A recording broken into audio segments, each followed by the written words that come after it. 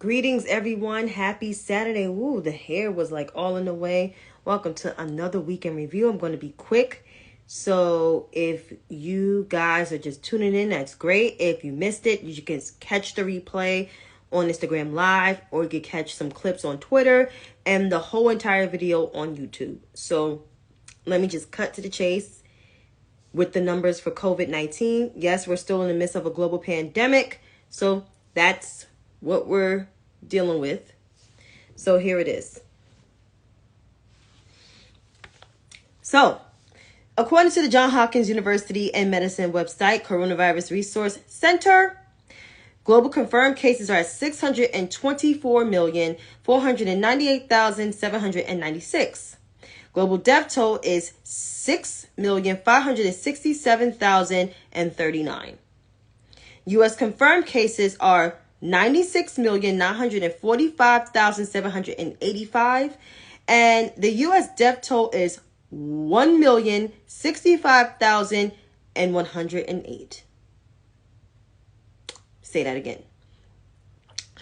The number of global confirmed cases of COVID-19 are 624,498,796.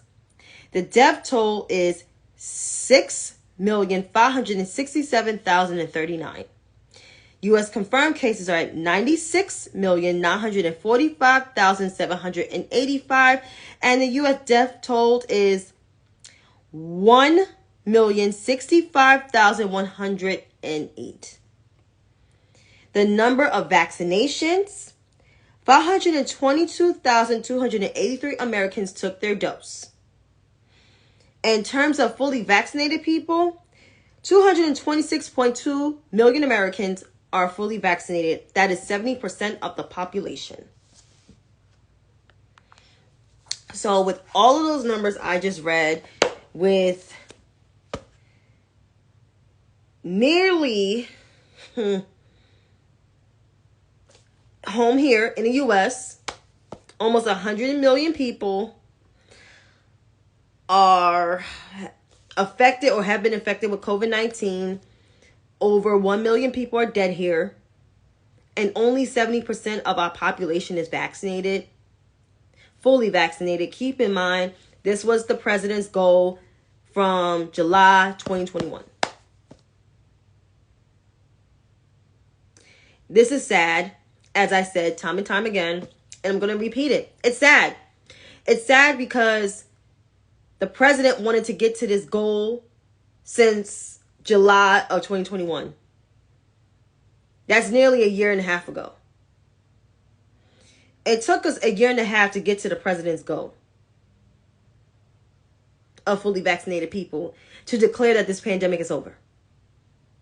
Well, newsflash, it's not over. I just read all the stats, all the numbers of COVID. Around the world, we got over 600 million people infected or have been infected with COVID-19. Over 6.5 million people are dead around the world. Here at home, we almost got 100 million confirmed cases of COVID, and over 1 million people are dead. And yet, we're only at 70% of the country fully vaccinated. Keep in mind, the vaccine is free and accessible to Americans, from local clinics to big hospitals. So, America, you need to wake up and realize that this virus is not going away until we are able to mitigate. And I'm not just talking about just only vaccinations, protecting people around you. Wear your mask if you have a cold or you have a cough. Separate yourself. Distance. I know everybody wants to get back together, but you got to be safe. You got to practice safe measures. If you know you're not a person that doesn't care about vaccine, because I'm at the point where I'm tired of telling people to get vaccinated, then you wear your goddamn mask. Wear your mask. If you don't want to take this advice, may you go with God. And you fuck around and find out what happens to you with COVID. Like, enough is like patronizing and babying people about a virus that's already been a threat. It's a global threat. It's not a national threat. It's a global threat. And people still not taking shit seriously. People not taking the threat of monkeypox seriously. And people not taking the threat of polio, the reemergence of polio, in spite of the cold and flu season. I think Europe is having their major wave of COVID-19. Don't be surprised if we're only a couple weeks behind them. And I give it Thanksgiving is going to be a shit show. But enough of my spiel on COVID. In terms of politics, the January 6th committee wrapped up their public hearings this past week. They had a hearing on Thursday. If you missed it, you could catch it on C-SPAN online, on YouTube. They have it.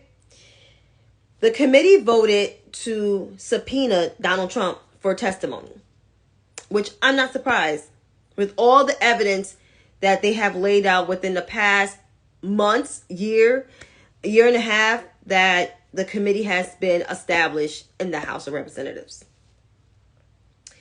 And the bum, Donald Trump, did not have a good week because my AG is suing him. And because he's trying to open up other business in other states like Delaware, she's not playing with him. So this man is not having a good week, and the Supreme Court is not getting involved with him, with none of his legal stuff. They're not going to stop the special master for anything. So he's not having a good couple weeks. But you know what? This serves him right. And not just from him serving in office, but just being an overall jackass for so many years. So karma is a bitch. Or how the old folks said, God don't like ugly. So I'm going to leave it as that because I got something else about the January 6th committee that I need to address. And it's not, the whole committee, but it's one particular person in that committee, and y'all know who it is. Moving right along. See, I'm almost done. Midterms 2022 is less than 30 days away. If there's early voting in your state, I encourage you to go and vote. I think Georgia starts theirs tomorrow for early voting, but maybe I got the date wrong, but it's important to take advantage. Like, we have to vote. Everything is literally and deliberately on the line. Voting rights. I start with voting rights first, because without voting rights, we won't have shit. Civil rights, including marriage equality, marrying someone outside your race, which is the loving law, going to the school that you choose your kids to go to school at, which is Brown versus Board of Education, reproductive rights, democracy overall. I think I need to say this loud in the back again. We're less than 30 days away from the midterm elections. Everything is literally on the line. From voting rights, civil rights, reproductive health, democracy overall. And when I talk about civil rights, I'm not just only talking about race. I'm talking about marriage equality and marrying outside your race. That's civil rights. That's your civil liberties. So your civil liberties are in jeopardy, and just overall democracy.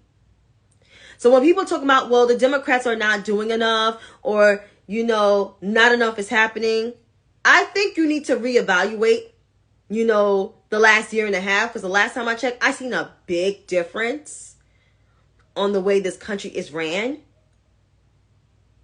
versus the last 4 years and years that Republicans have been in control, because it haven't been good for the average person.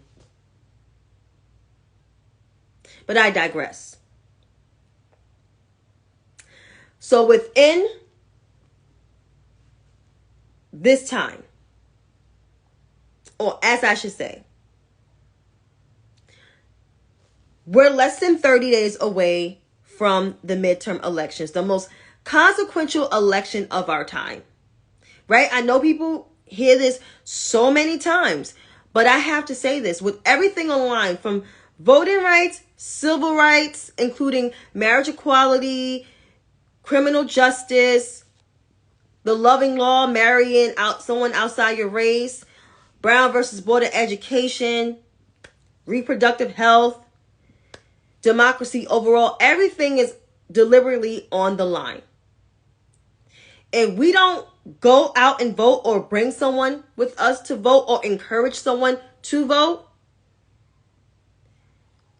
we will see a democracy that die. And yes, everything was always not fair to most folks, especially folks that look like me.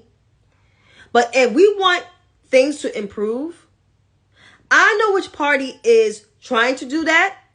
And I know what other party is trying to dismantle everything. So you can play around all you want to. You will fuck around and find out on what the other side is trying to do, because that agenda, which is the Grand Insurrectionist Party, formerly known as the Republican Party, you know what their agenda is. They're saying things out loud. But if you want that agenda, go ahead, be my guest. Because I know what team I'm voting for. The question is, do you know what team you're voting for? And there are key races. I mean, I don't live in a battleground state. I live in a safe state, which I am terrified of the gubernatorial race. I believe, my governor will win, but she will have a dragged out fight.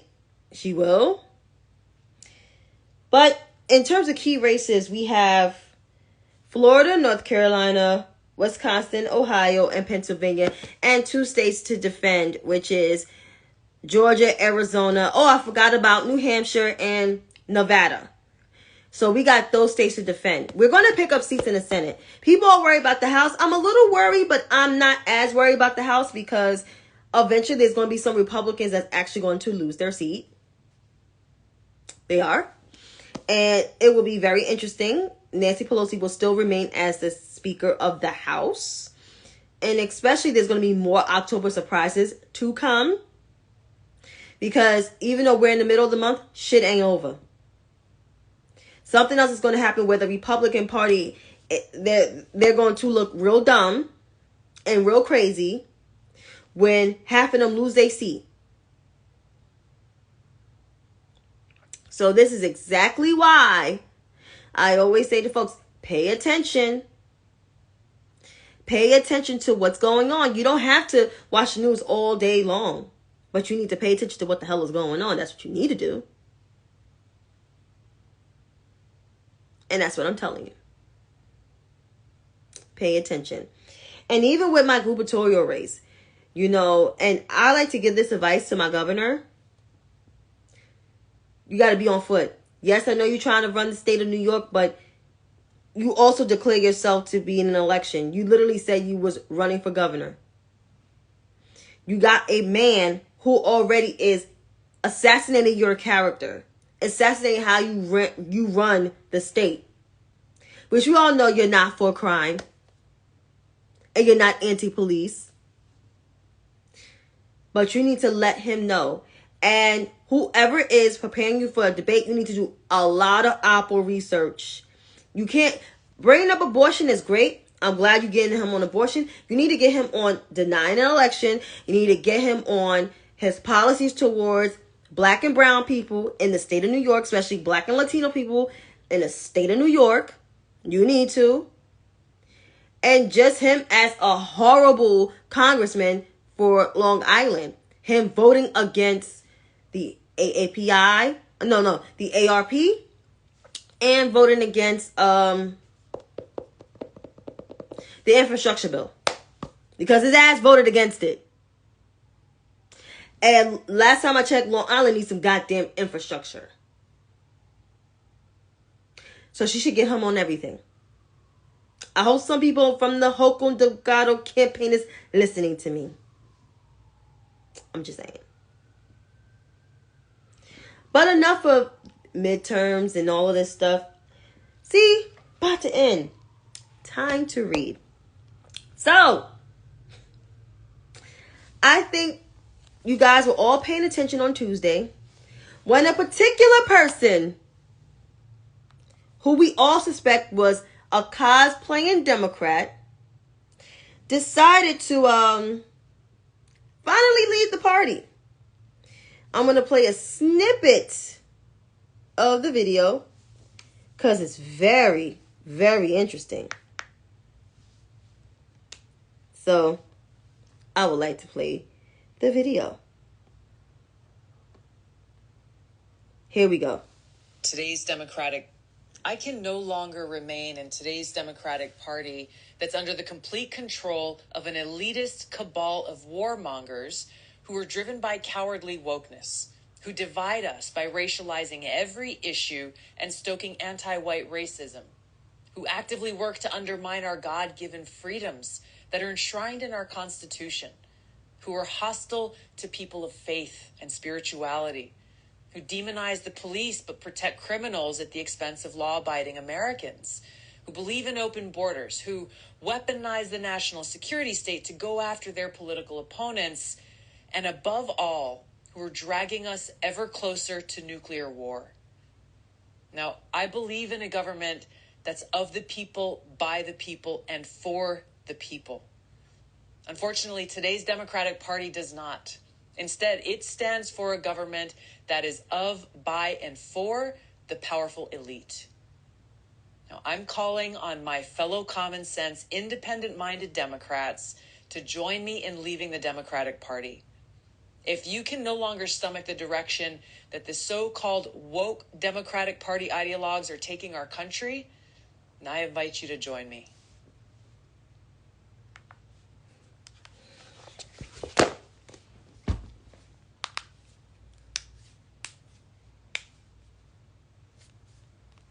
So, former Democratic Congresswoman Tulsi Gabbard had the nerve to call the Democratic Party elitists, warmongers, the party of anti-whiteness and wokeness.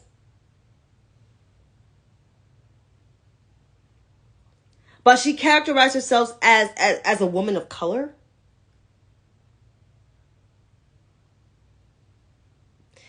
As I said before, and I peep game, and I've been tweeting about her forever, Tulsi Gabbard is not for us, by us. She's not for the culture. She never was for the culture. She's anti-black. She's a homophobe. And she's a real warmonger. Yes, she is.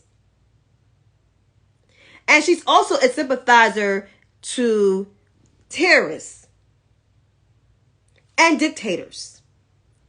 I mean, look at her relationship with Assad. And Assad basically chemically poisoned and harmed his people. But she never said anything about that. She was buddy-buddy with him. And she's a sympathizer to white supremacy. She carries water for white supremacists. Look at her relationship with Steve Bannon, trying to get into the bum's administration when he got elected. But it's so funny. Now the so-called progressives are calling out Tulsi Gabbard. But y'all was praising her when she tried to kneecap then candidate Senator Kamala Harris, now vice president. And I'm going to say this. Tulsi Gabbard is jealous and will forever be jealous of Vice President Kamala Davy Harris. She's mad because she couldn't be the first woman vice president. You never was going to be anywhere near the party, Tulsi. With your terrible record, what black person will come out and vote for you? Or any person will come out and vote for you? I know I wouldn't. And maybe you are a brown girl because you say you are a brown girl, but you know sister kin of mine. And I will never claim you to be in the allyship when it comes to black women and women of color. Because you are a traitor. And you will forever be the op. So I'm glad you're gone. Deuces, goodbye, because you were never for and never will be for the party or for the culture. And if anybody, all you free-thinking people are mad because what I said about Tulsi Gabbard, you can kiss my ass. Because she was a fraud, she's an op, and all you fake-ass people on the very far left, some of you dumbasses in the center, and definitely on the right, was praising her. Y'all was praising her. Oh, she's a common sense Democrat. No, she wasn't. She was exposed for being a whole ass liar when she tried to kneecap the vice president. And she got fact checked that very same night by the Sacramento Bee and another paper based in the Bay Area from where then Senator, now Vice President Kamala Harris is from.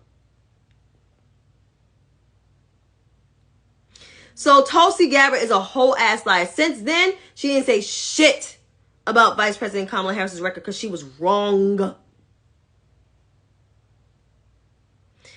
But the crazy part is, and I want to say this,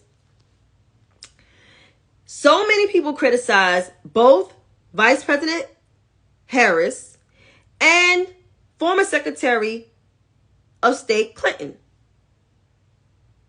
for calling out Tulsi Gabbard for who she is. Because Tulsi Gabbard is a whole entire Russian asset.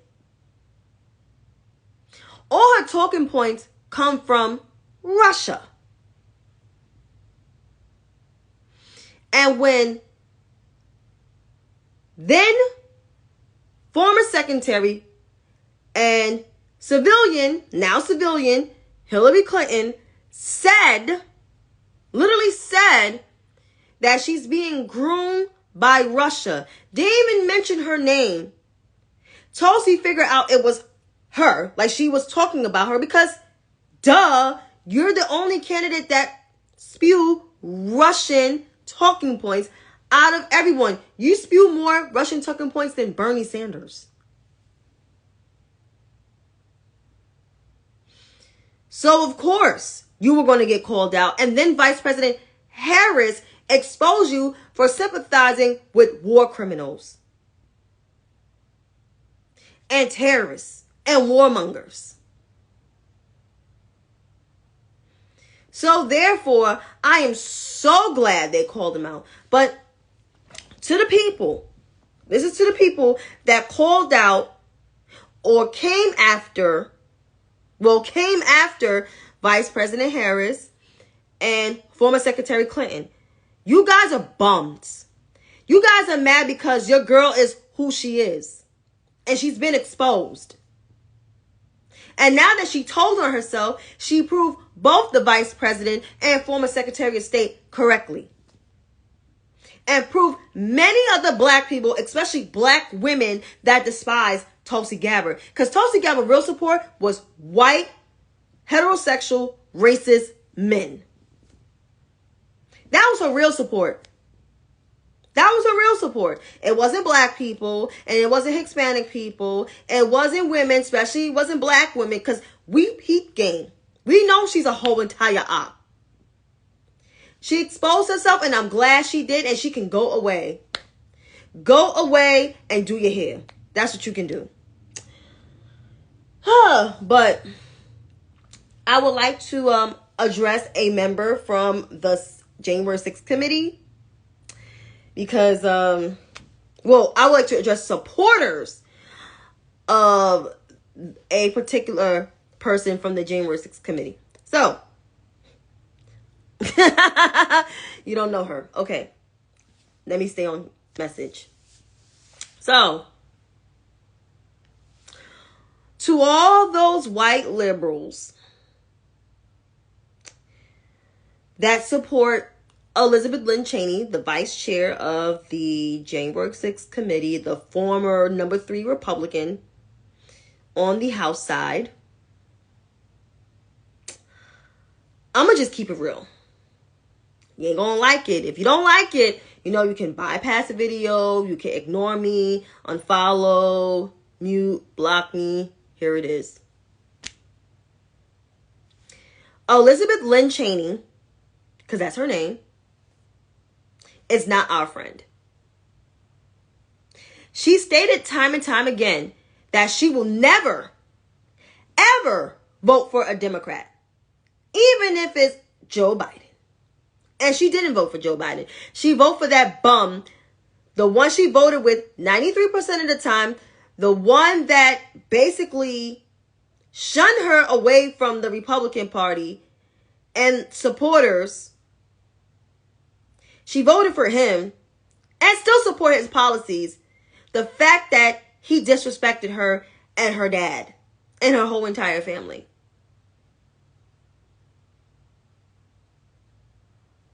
So I'm going to say this again. Elizabeth Lynn Cheney, because that is her name, that's her full name, because I don't use Liz Cheney, it's Elizabeth Lynn Cheney is not our friend. She's not a friend to the Democratic Party. She's not a friend to women. She's not a friend to Black women, to Latino women, to AAPI women. She's no friend. She's not even a friend, definitely not a friend to the LGBTQ plus community. She's nobody's friend. She wants power. The only reason she wants to get rid of the bum and to indict him is mainly, oh my God, I'm getting mad. I can see myself getting mad already. So here it is. Now, former representative, because she's about to be former representative, Elizabeth Lynn Cheney, yes, that's her full name. Elizabeth Lynn Cheney is no friend to the Democratic Party. She's no friend to women, as well as Black women, as Latino women, as AAPI women, and definitely not a friend to the LGBTQ plus community. You can ask her sister. She's no friend. She's nobody's friend. Her main purpose in Congress was to own the libs. The only reason why she's getting back at Donald Trump, despite the fact that she was scared on January 6th, because she wants to retain her place and ranks in the Republican Party and to have power over the Republican Party. Chantay, she's a patriot. A real patriot would have shut down somebody's falsehoods from the get-go. Donald Trump was touting election lies from the jump. She said nothing. You know what she did? She voted for him again.